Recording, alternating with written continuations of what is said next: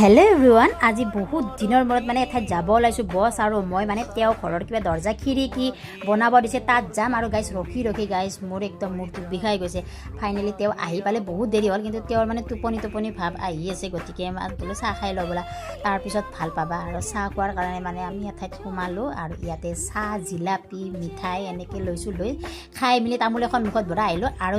য'ত আহিছো দোকানখনৰ কাষতে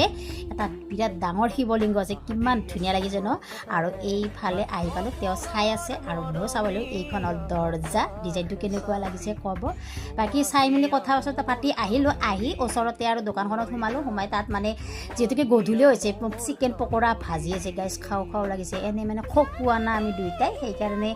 মানে কিবা বস্তু দেখিলে আৰু গৰম গতি খাবৰ মন যায় সেইকাৰণে আমি দুইটাই আহিলো আহি তাত চিকেন পকৰা খাই আছো মকমককৈ আৰু আহতে গাইস গধূলি হ'ল এইখন হ'ল আমাৰ নলবাৰী তো আহিলো আজিলৈ